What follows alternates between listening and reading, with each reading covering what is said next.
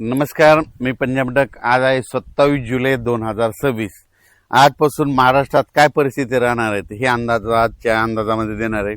तर सर्वप्रथम आज 27, 28 आणि 29 तारखेपर्यंत तुम्हाला एक सांगू इच्छितो, जे वंचित जिल्हे आहेत, वंचित पावसामधून जे वंचित राहिलेले, सोलापूर जिल्हा, बीड जिल्हा, नांदेडचा काही भाग, त्याच्यानंतर परभणी जिल्ह्याचा काही भाग, त्याच्यानंतर इकडे नंदुरबार जिल्हा.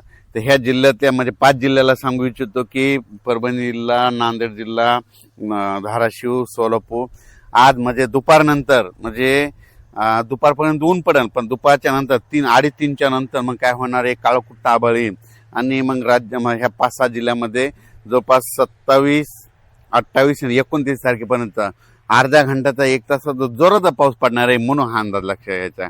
त्याच्यानंतर मग राज्यात आता परिस्थिती कशी राहणार आहे, तर राज्यातल्या सर्व शेतकऱ्याला सांगू इच्छितो की सर्वप्रथम मराठवाड्याची जे तहान भागवणारं धरण आहे ते जायकवाडी धरण म्हणजे नाथसागर, तर आजच्यानं कंप्लीट सकाळच्या अपडेटनुसार ते 54% झालंय. तर मराठवाड्यातले जे तहान भागवणारे जायकवाडी धरण आहे उद्यापर्यंत ते 62% जाईल, कारण की आज 60,000 क्युसेसनं पाणी चालू आहे. तर 62,000 जाणार आहे म्हणून हा अंदाज सर्व शेतकऱ्यांनी लक्षात घ्यायचा.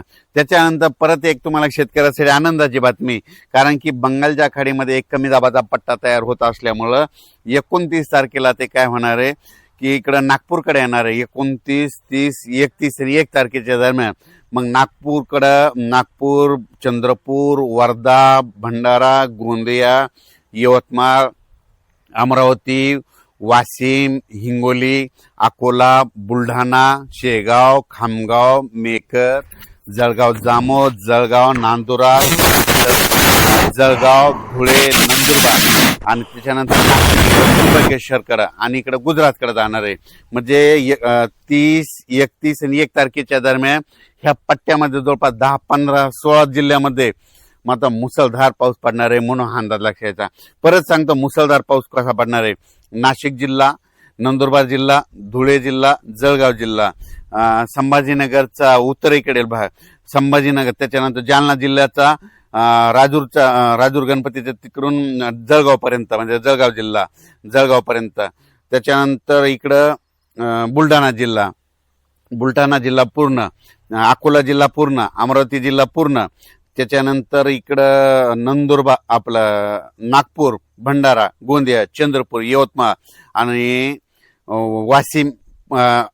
वाशिम ह्या पट्ट्यामध्ये काय होणार आहे, मुसळधार पाऊस पडणार आहे. कारण की जे चक्रीवादळ मध्य प्रदेश आणि महाराष्ट्राच्या बांधीनं हे कमी दाबाचा पट्टा असा जाणार आहे आणि गुजरातमध्ये जाऊन मात्र धुमाकूळ घालणार आहे. म्हणून गुजरातच्या शेतकऱ्यांनी हे अंदाज लक्षात घ्यायचा. मध्य प्रदेशच्या बुरहानपूर खांडवा शेतकऱ्यांनी अंदाज लक्षात घ्यायचा. त्याच्यानंतर तिकडं पाऊस पडत असल्यामुळे जे बुलढाणा जिल्ह्यातले कॅचमेंट एरियातले जे छोटे छोटे धरण आहेत त्या धरणात तलावात पाणी येणार आहे. बुलढाणा जिल्ह्यासाठी आनंदाची बातमी. अकोला जिल्हा, अमरावती जिल्हा, वर्धा जिल्हा, भंडारा जिल्हा, संपूर्ण जिल्ह्यासाठी आनंदाची बातमी. पण ते तिकडे पाऊस पडत असल्यामुळे परभणी जिल्हा, नांदेड जिल्हा, त्याच्यानंतर लातूर जिल्हा, धाराशिव जिल्हा, बीड जिल्हा आणि जालना जिल्ह्यात इकडे देखील काय होणार आहे, म्हणजे ह्या 3 दिवसात म्हणजे 27, 28, 29 पाऊस पडणार आहे. पण 30, 31 आणि 1 तारखेच्या दरम्यान परभणी, हिंगोली, नांदेड, लातूर, धाराशिव, बीड आणि संभाजीनगर जिल्ह्यात देखील जोराचा पाऊस पडणार आहे. म्हणून हे परभणी जिल्ह्यातल्या शेतकऱ्यांसाठी आनंदाची बातमी. त्याच्यामुळं अहिल्यानगर जिल्ह्याला देखील पाऊस पडणार आहे म्हणून अहिल्यानगर जिल्ह्यासाठी आनंदाची बातमी. त्याच्यानंतर इकडं पश्चिम महाराष्ट्रामध्ये सोलापूर, सांगली, सातारा, कोल्हापूर तिकडे सरी मात्र त्या चालूच राहते आणि कोकणपट्टी घाटमध्येचा पाऊस चालू राहील. पुण्याला देखील चालूच पाऊस राहील.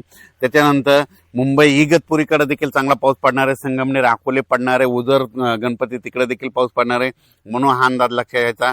राज्यात परत आता हे नाशिककडे पुन्हा आता हे पाऊस तिकडे जात असल्यामुळं 30, 31 आणि 1 ऑगस्ट 30, 31 जुलै आणि 1 ऑगस्टच्या दरम्यान नाशिककडे उत्तर भागाकडे पाऊस पडणार आहे. म्हणजे मालेगाव, नाशिक, तिकडे त्र्यंबकेश्वर, दिंडोरी, सुरत पट्ट्यात त्या तिकडे पाऊस पडणार आहे. म्हणून परत एकदा त्या नांदूर, मधनेश्वर, गंगापूर धरणामध्ये कॅचमेंट एरियामध्ये पाऊस पडल्यामुळे पुन्हा गोदावरी नदीला पुन्हा पाण्यात आहे. मग तो नंतर काय होणार आहे, 20,000 क्युसेसनं पुन्हा काय होईल पाणी गोदावरी नदीत, म्हणजे 3 ऑगस्ट, 4 आणि 5 ऑगस्टच्या दरम्यान येणार.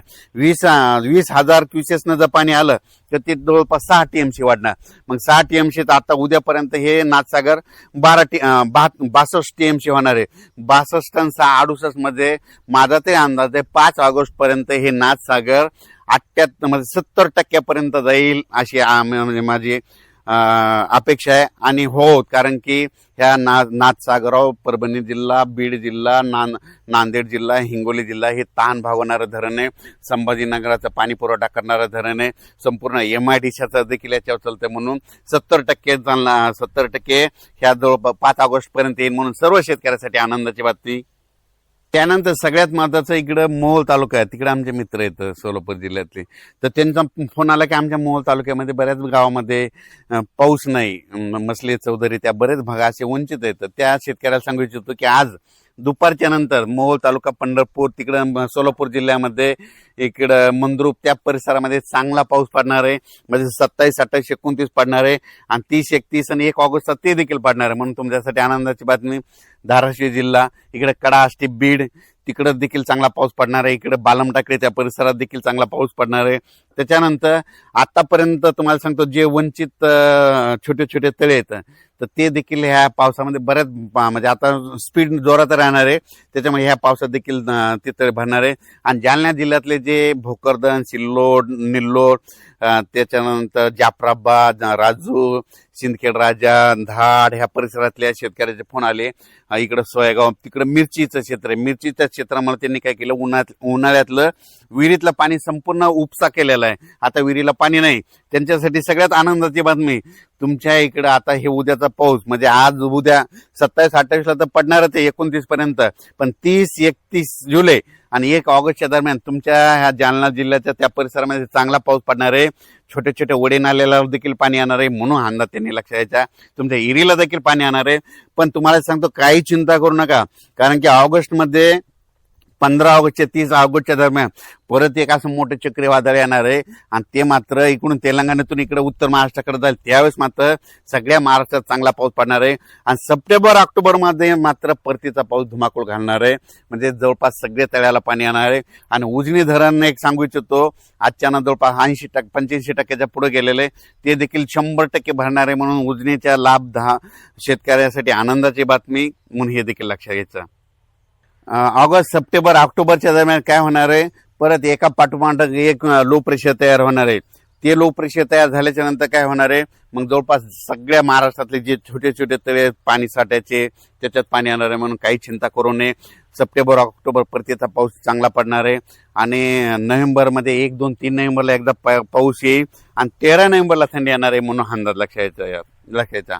अचानक वातावरण बदल झाला तर उद्या एक लगेच मेसेज दिला जाईल. पण आज देखील आज देखील 27 जुलै, 28 जुलै आणि 29 जुलैच्या दरम्यान दुपारपर्यंत ऊन पडेल आणि दुपारच्या नंतर जोराचा पाऊस पडणार आहे. म्हणून अंदाज लक्षात घ्यायचा. धन्यवाद.